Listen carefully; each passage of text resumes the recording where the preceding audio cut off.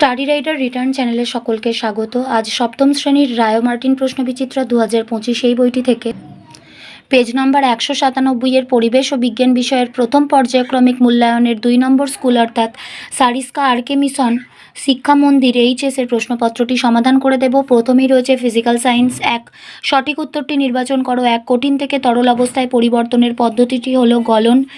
ফুটন্ত জলের তাপমাত্রা ফারেনহাইট স্কেলে হবে 212 ডিগ্রি। এ মৌলটি দুটি ইলেকট্রন বর্জন করলে তার চিহ্ন হবে A2+। CuSO4 এর নাম হলো কিউপ্রিক সালফেট। 2 এর দাগে রয়েছে এক কথায় উত্তর দাও। 1, টিনের চিহ্ন লেখো SN।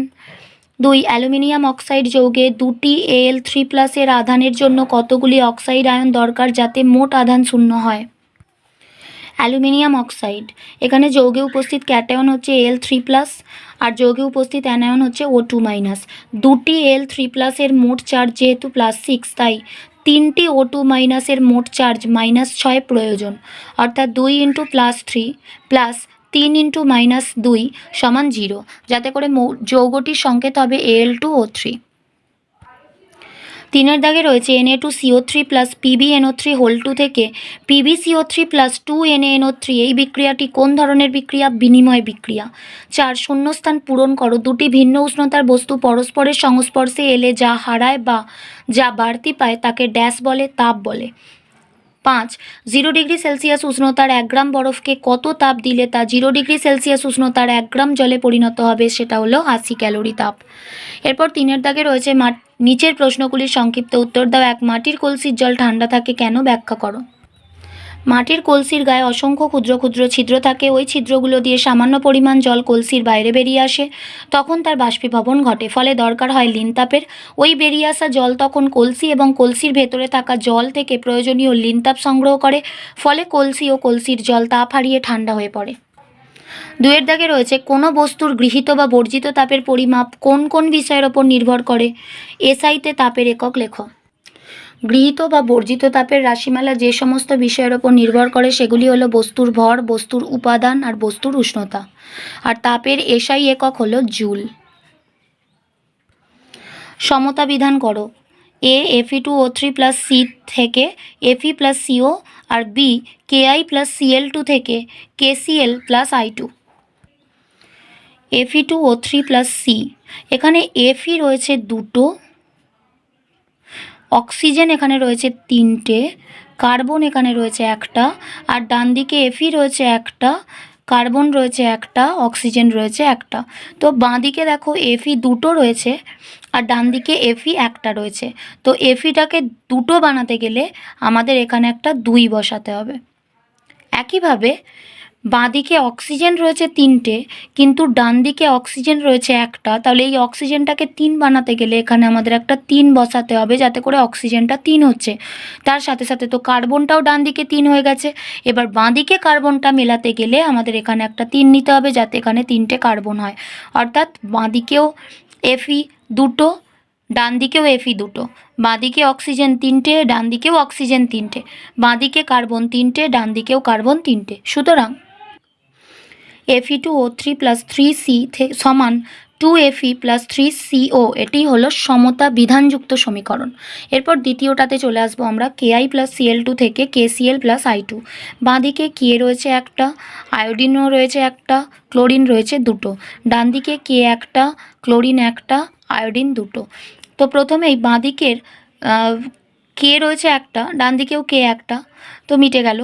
আই রয়েছে বাঁদিকে একটা, কিন্তু ডান দিকে রয়েছে দুটো। তো এদিকে দুটো করতে গেলে আমাদের এখানে একটা 2 বসাতে হবে, তাহলে আয়োডিন দুটো হয়ে যাবে। তার সাথে সাথে দেখো কেটাও তো দুটো হয়ে যাবে। এবার ডান দিকে কেটাকে 2 করতে গেলে আমাদের এখানে একটা 2 বসাতে হবে। তো এখানে কেটা দুটো হয়ে গেল, তার সাথে সাথে দেখো ক্লোরিনটাও এখানে দুটো হয়ে গেল। এবার দেখো বাঁদিকে ক্লোরিন কটা আছে? দুটো আছে। তাহলে বাঁদিকে কে আছে দুটো, ডান দিকেও কে দুটো। বাঁদিকে আই দুটো, ডান দিকে আই দুটো। বাঁদিকে Cl দুটো, ডান দিকেও Cl দুটো।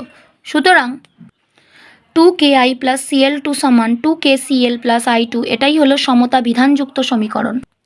এরপর আমরা লাইফ সায়েন্সের পার্টটুকু দেখে নেব। 1, সঠিক উত্তরটি নির্বাচন করো। লিগামেন্টে উপস্থিত প্রোটিনটি হলো A কোলাজেন।